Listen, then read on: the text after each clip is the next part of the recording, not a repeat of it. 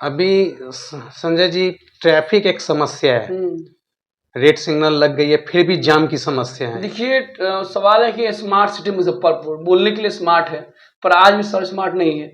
Traffic light लग जाने से उसका निदान नहीं है। जब तक कि जो हमारे फुटपाथ दुकानदार होते हैं, जो रोड के यहाँ लगाए रहते हैं, मान लें कि चाहे वो ठेला हो, जो भी हो, सबसे पहले उनको मतलब कि वेटिंग जोन बनाया जाए। आज 2 साल से वेटिंग जोन वो पेंडिंग पड़ा हुआ है। भूमिहीन की बात करें, जो गरीब बेघर भूमिहीन जो लोग होते हैं, जो मतलब जिसको अपार्टमेंट मिलता है बनाकर, आज वो वर्षों से जर्जर है, कभी भी मतलब हादसा हो सकता है। तो जब तक कि फुटपाथ दुकानदार को बात करते हैं, उन लोग को वेटिंग जोन में ना जाके मतलब शिफ्ट किया जाए, तब तक वो लोग नहीं हटेंगे। और ऐसे में क्या होता है कि रोड है छोटा और ट्रैफिक लाइट हो गया, तो अतिक्रमण मुक्त होगा। तो अतिक्रमण मुक्त तब सफल होगा जब उसको वेटिंग जोन मिलेगा, रोड की चौड़ीकरण होगी।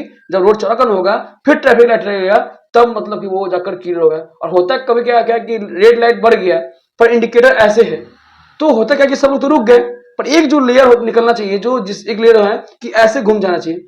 पर होता क्या है कि थोड़ा अतिक्रमण करने क्या होता है कि सब लोग हो जाता है, ये रोड पे गाड़ी है या दुकान लग जाता है, जिससे क्या होता है लोगों को दिक्कत होता है। तो सिर्फ ट्रैफिक कोडने से नहीं होता है, ट्रैफिक के लिए उसका व्यवस्था पहले करना पड़ेगा, तब जाकर ट्रैफिक लाइट चालू होना पड़ेगा। और बहुत सा जगह ऐसा है, प्रभात सिनेमा चौक पे ट्रैफिक लाइट लग गया और आज तक नहीं चालू हुआ। तो ये सब सिर्फ दिखावा है, बस कमिश्नर खेल कहिए, कार्यक्रम पर बन गया, बात खत्म।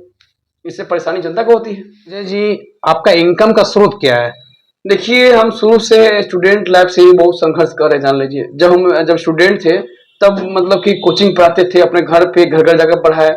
यहाँ तक कि मतलब कि वेटर का काम किए, ठेकेदारी का काम किए, डॉक्टर के यहाँ काम किए, वो मार्केटिंग का काम किए, मतलब जो भी काम हमको मिला वो काम किए, जान लीजिए। और अभी प्रयास मतलब कि है कि जो काम मिलता है वो अपना काम करते हैं। पर अभी अभी 2-3 साल से ये सामाजिक मतलब जब चुनाव लड़े, तब से थोड़ा मतलब कि स्थायी जॉब की बात करते हैं, वो नहीं है। मतलब कि फिर भी मतलब कि ये जो राजनीति की जो बात करते, चुनाव की जो बात करते हैं, इसमें जो लोग ने हमको इतना मान सम्मान दिया, हमको हिम्मत मिला, तो आज हम उसका हिम्मत मतलब लेकर, और हम निस्वार्थ सेवा कर रहे हैं। और जनता पे छोड़ दिए कि आपका हम सेवा किए हैं, एक बार हमको मजदूरी दीजिए, एक बार मौका दीजिए, ताकि जब विधायक बनकर आए तो आपके बच्चे का, परिवार का और शहर का हम विकास कर सकें।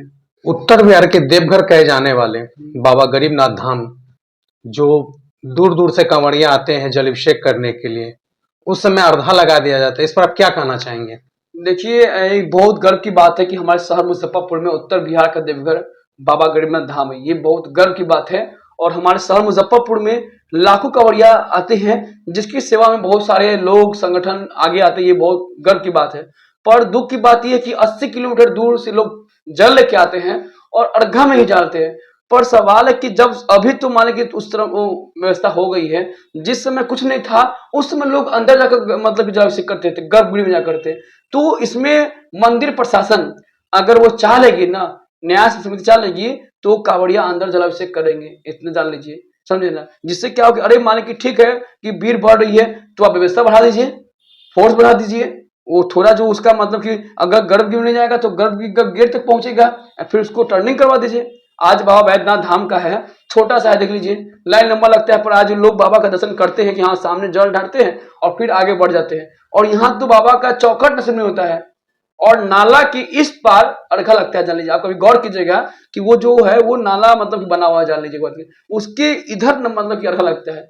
तो कम से कम मंदिर प्रांगण में अर्घा लग जाए, मतलब कि गर्भगृह में ना लगे, मंदिर प्रांगण में लग जाए, ताकि वो कांवड़िया दर्शन कर, जल ढाल कर और पुनः अपने मतलब कि घर के ओर निकल सकते हैं, जान लीजिए। ये कहीं ना कहीं मतलब कि मंदिर प्रशासन की अति है, अगर वो चाहेगी तो ये हो सकता है। मैंने भी मतलब कि 12 दिन का धरना हुआ था अर्घा अर्घा को लेकर। जो दान पेटी में जो पैसा सड़ जाता है, आज महावीर मंदिर न्याय समिति देख लीजिए, उसके पैसा से महावीर कैंसर अस्पताल है। पर आज बाबा गरीबनाथ धाम से सिर्फ एक दादर में डे केयर सेंटर है, उसके बाद मेरे समझ से कुछ नहीं, जान लीजिए। तो वो जो पैसा आ रहा है मंदिर के नाम, मंदिर में जो पैसा थे, उस पैसा से बाबा के नाम पर स्कूल बन जाए, कॉलेज बन जाए, अस्पताल बन जाए, जिससे सभी लोग, सभी समाज के लोग को फायदा हो, जान लीजिए। ये होना चाहिए, जान लीजिए, बात करें। और आज ये, और हमारे शहर में जो है मतलब कि गरीबनाथ धाम जो है, उनके नाम से ही मतलब कि एक शहर में उस तरह का कार्यक्रम आयोजन हो, ताकि दूर दूर से लोग हमारे शहर में आए और कार्यक्रम में मतलब शामिल हो।